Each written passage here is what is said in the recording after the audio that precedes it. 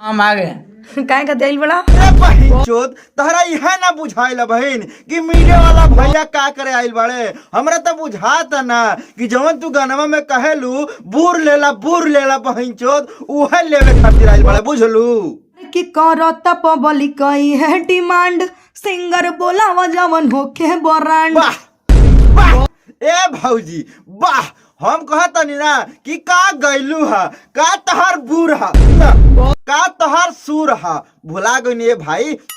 नमस्कार, प्रणाम, सत श्री अकाल और सलाम। का हाल बा ये भाई लोग? हम आशा करतानी कि रउआ लोग ठीके होबा।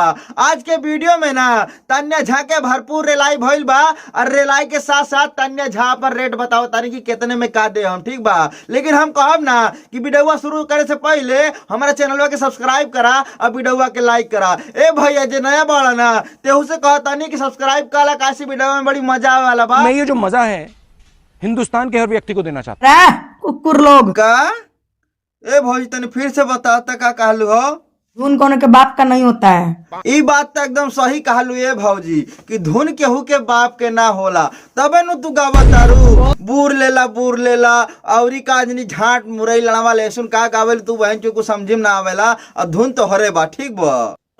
पटना और हमारे साथ तानिया झा जो ए रिपोर्टर भैया हमने के ना चिन्ह तानी मर्दवा कि तानिया झा है, ठीक बा। बतावे के जरूरत नहीं खे, कहे से ई भाई लोग जोन वीडियो देखत तारे ना ई सब केहू जानेला कि तानिया झा कितना ट्रेंडिंग में बाड़ी, ठीक बा। को स्वागत करिए। कोई बात ना, ऑडियंस हमरा बाद में पहले हम तारा के देख ली। हाँ सही कहा तारू ए भौजी, इंट्रोडक्शन देला से कुछ ना होई, पहले इनकरा के देखला, ठीक बा, ओकरा बाद हमारा के देखला और हमारा के देखते देखते ना मन अगर करे लागी तो दे दिया, ठीक बा।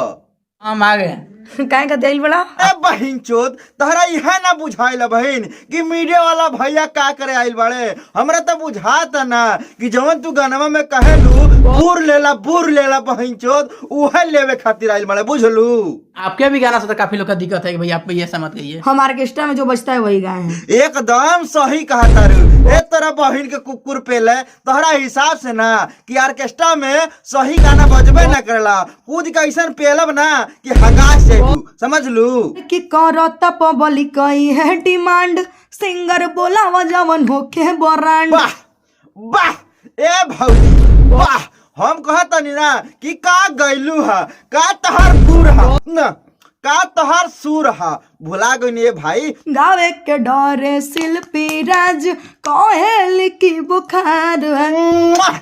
का गैलू है भौजी, का गैलू है तू, का तहार एकदम सूर बा बहन चो।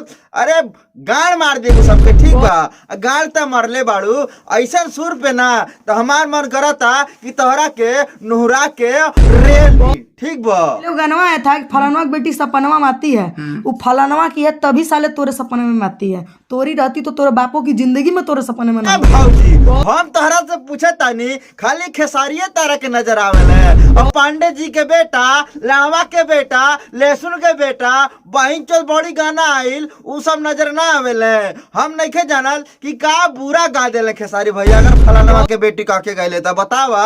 अगर मान ला तोहार बॉयफ्रेंड बाएगो अब तोहरा पापा के नाम लेके गा देलस कि फलानवा के बेटी सपना में आती है तो का गलत कैलस, ठीक बा। तोहरा मती ना उ 10-20 लेके और किस देवे के बात ना कैले है गानवा में, ठीक ना, कि 10 दे के किस ला और 20 दा के मिस ला और 500,000 दे के गाड़ी में उंगली डाल दा, समझ लू।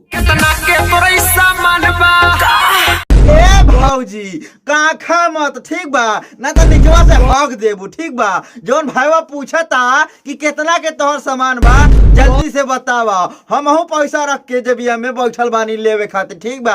और जोन भाई लोग हई वीडियोवा देखता रहे उहो पैसा धा के बैठल बाड़े कि कितना में देबू, ठीक बा। काहे भाई लोग चाही ना, अगर चाही तो कमेंट में बतावा, भौजी रेट बतावे जाता रही, ठीक बा। ए भौजी तनी जल्दी बतावा।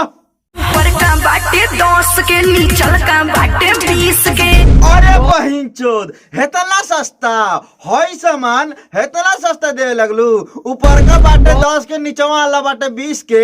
ए भाई लोग हम तो 1000-2000 रख के बैठल लानी हो और तहनी का अब चिंता मत कर, ठीक बा। पैसा ज्यादा ना लागी, खाली 10 में और 20 में काम चल जाए, ठीक बा।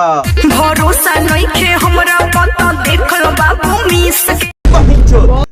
तनी भौजी फिर से बतावा तो, ना सुन पाई नहीं, तनी फिर से बतावा का कालू हो। भरोसा नहीं खे हमरा पता देख लो बाबू मिस। अच्छा, भरोसा नहीं के तोहरा केता देख ला बाबू मिस के।